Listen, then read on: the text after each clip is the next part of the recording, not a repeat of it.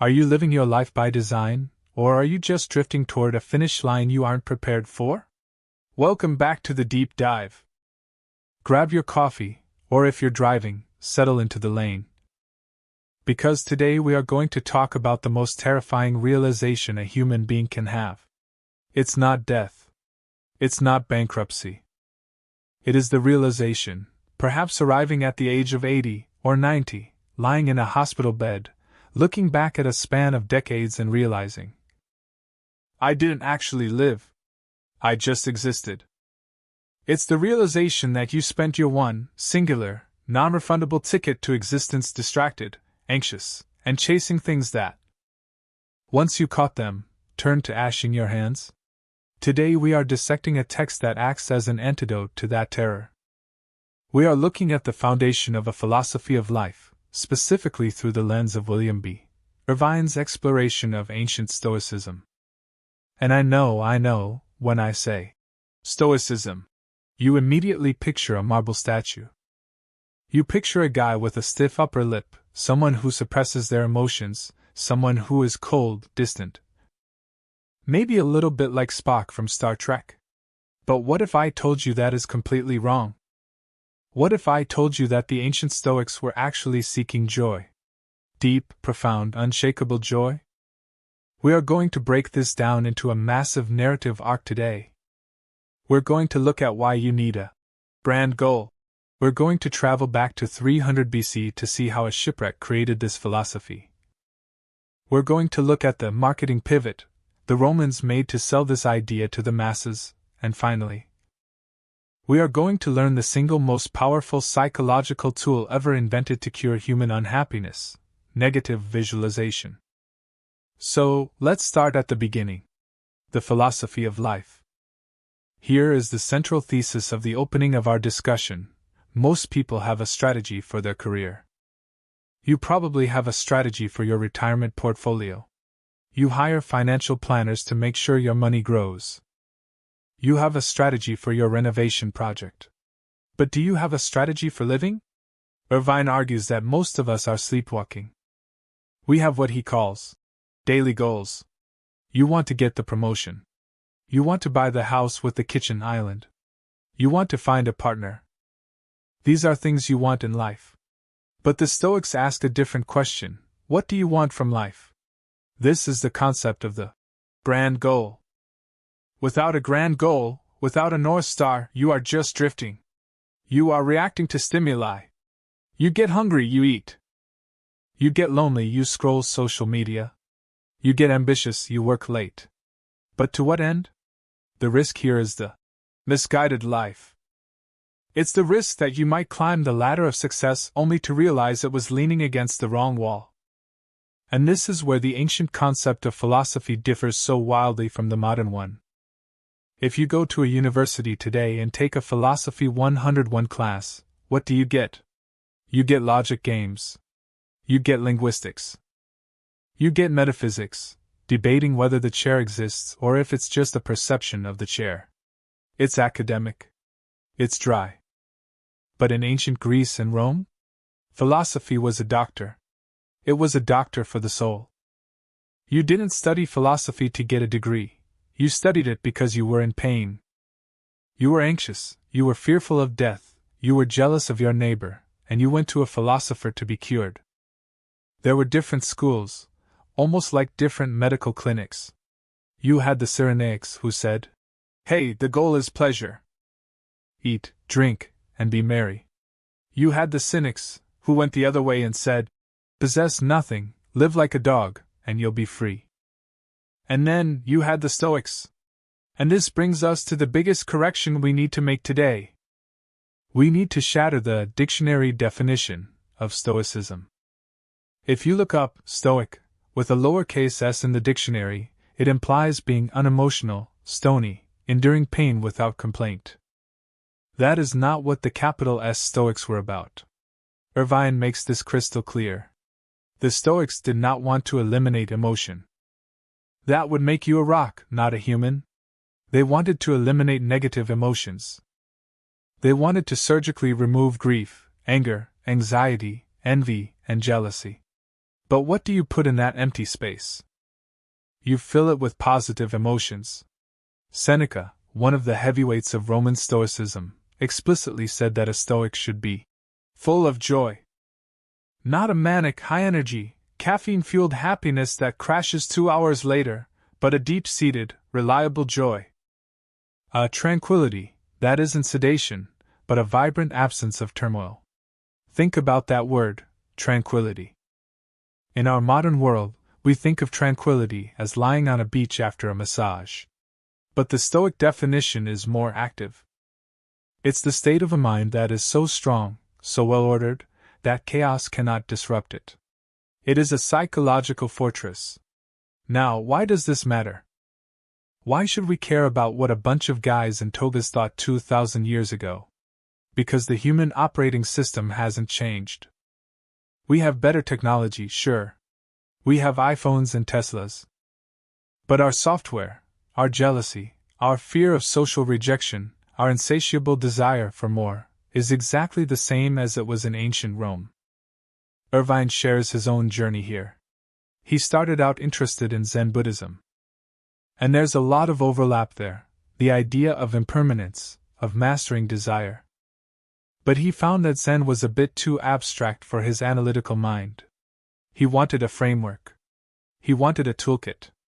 And that is what Stoicism offers. It is a practical, logical, step-by-step guide to mental toughness. It's also low cost, in terms of time. Zen often requires hours of meditation.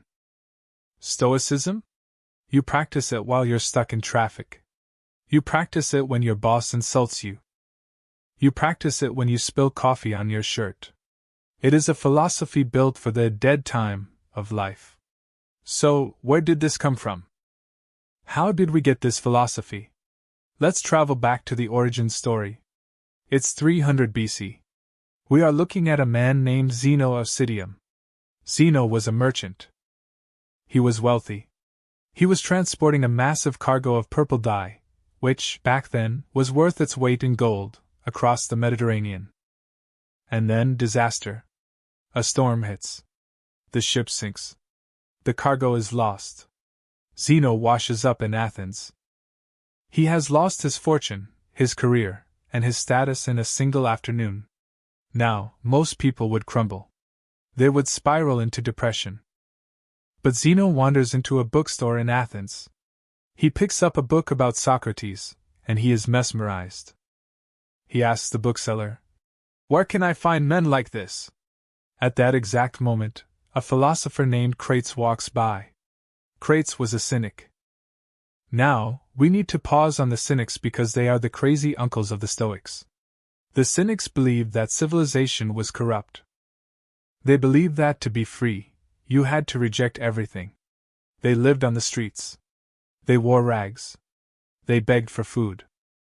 They were, for all intents and purposes, voluntarily homeless. Zeno follows Crates. He studies with him. He learns that resilience comes from wanting nothing. But eventually, Zeno realizes that the cynic life is a bit extreme. It's socially isolating. Zeno didn't want to live in a barrel. He wanted to live in society. So, he takes the toughness of the cynics, combines it with the logic of the Megarian school and the ethics of the academy. And he creates something new. He starts teaching on the painted porch, the Stoipoikal in Athens. And thus Stoicism is born. This is a crucial moment in history. Zeno creates a middle ground. On one side, you have the pleasure seekers, the Epicureans who say, maximize comfort. On the other side, you have the ascetics, the cynics who say, reject everything. The Stoics stood in the middle and said, it is okay to have wealth. It is okay to have a nice house. It is okay to have good food. These are preferred indifferents. We prefer them, but we do not need them. We will enjoy them while they are here, but we will not be destroyed if they are taken away. This is the game changer. It allowed people to be successful, to be active in politics, to run businesses, but to maintain the inner peace of a monk. Now, the early Stoics were obsessed with three things. They called it the triad: logic, physics, and ethics. Imagine a fertile field. The Stoics loved this metaphor. The fence around the field is logic. You need logic to protect your mind from bad arguments, from fallacies, from delusions. It keeps the weeds out. The soil is physics. This isn't just equations, it's understanding the nature of the universe. Understanding that things are impermanent, that death is natural. And the crop, the fruit growing in the field, is ethics. But here is where the story takes a fascinating turn. As Stoicism moved from Greece to Rome, something happened. The Romans were pragmatic people. They were engineers, soldiers, empire builders. They didn't have patience for abstract debates about logic or the nature of the cosmos. They wanted to know, how does this help me get through my day?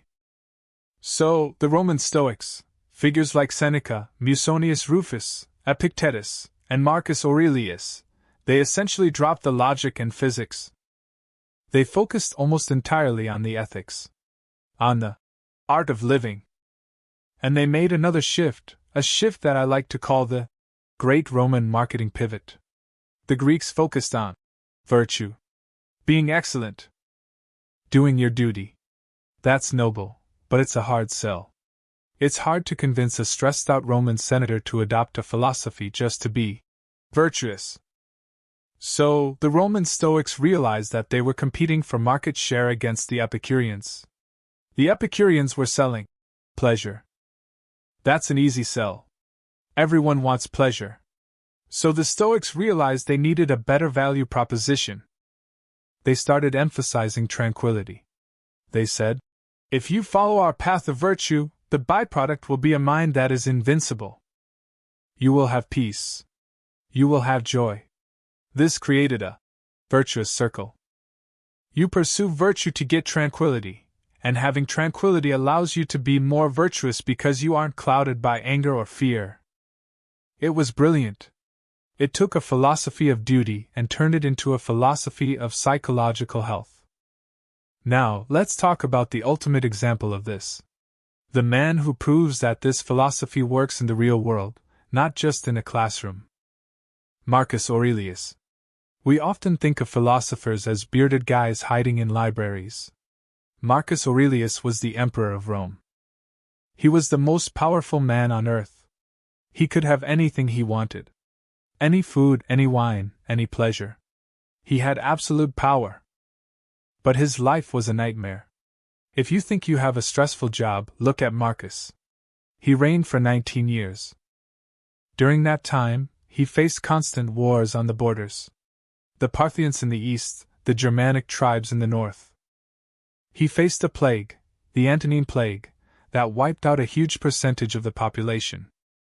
He faced betrayal. His own general, Avidius Cassius, tried to usurp the throne. On a personal level, his health was terrible.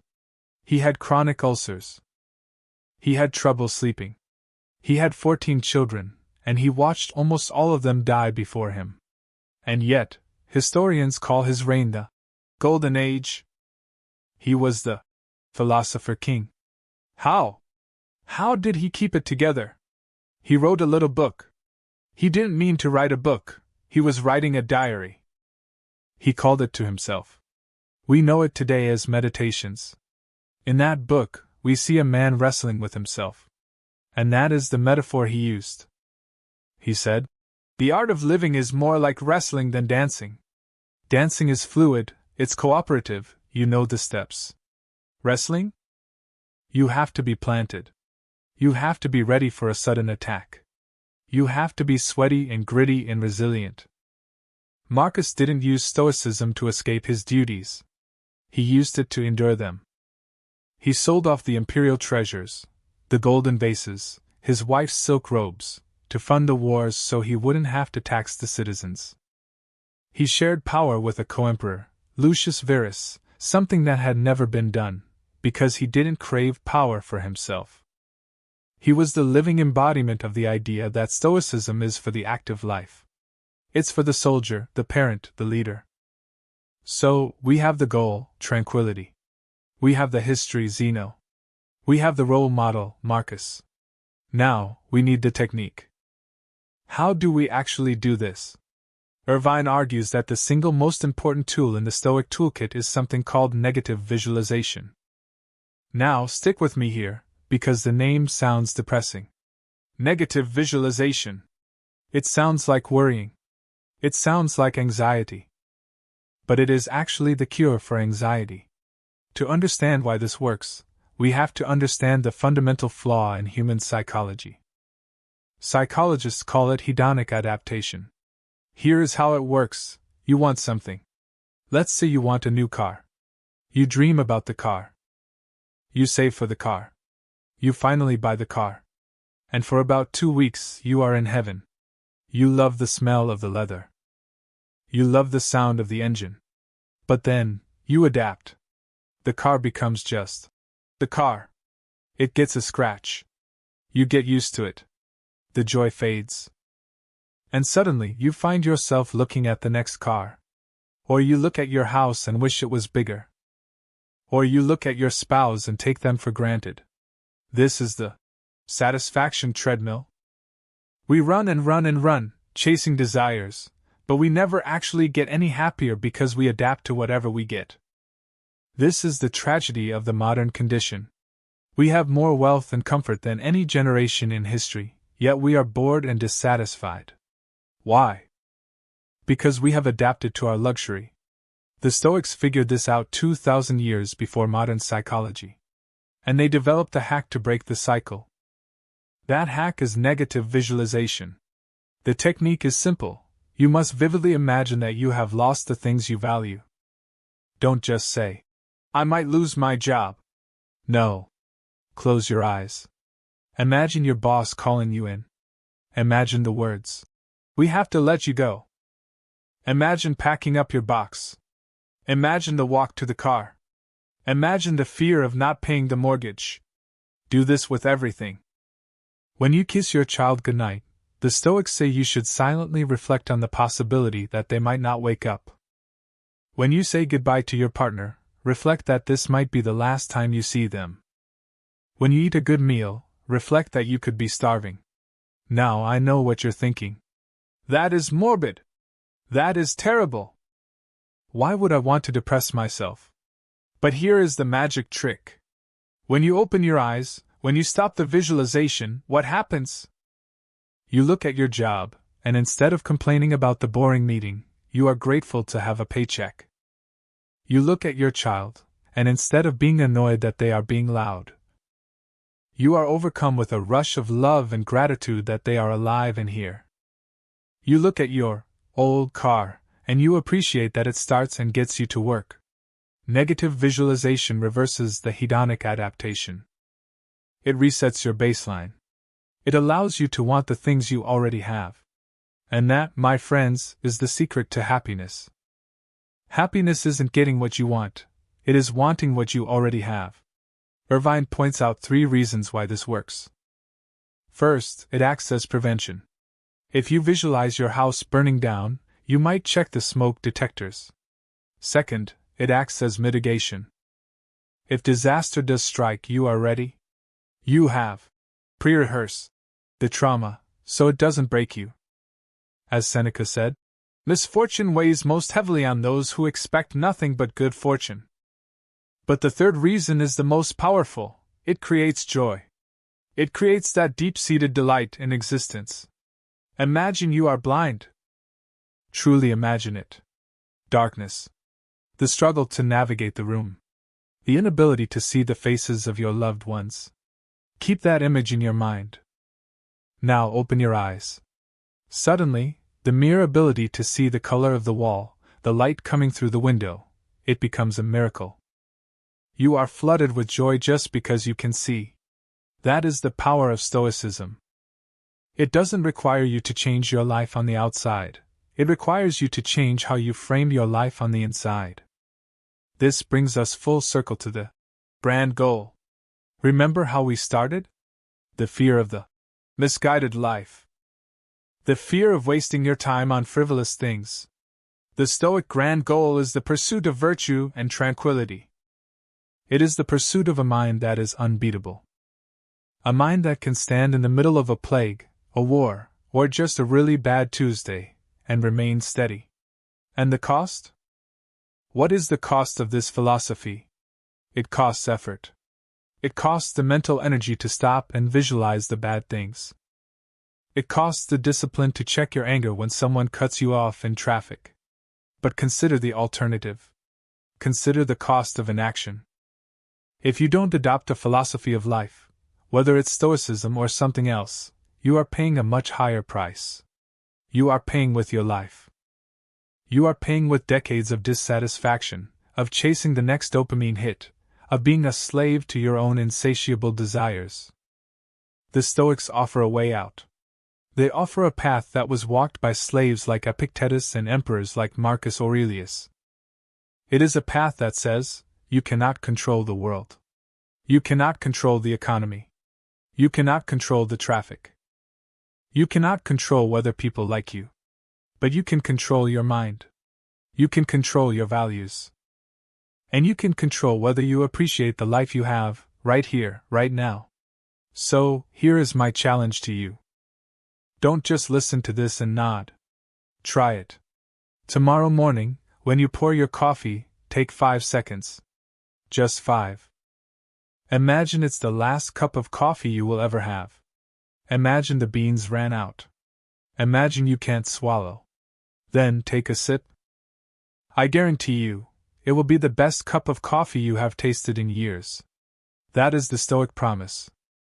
Not a life without pain, but a life without fear, and a life full of deep, resilient joy. Thanks for listening. Go out there and live a life with a strategy. Don't just exist. Live.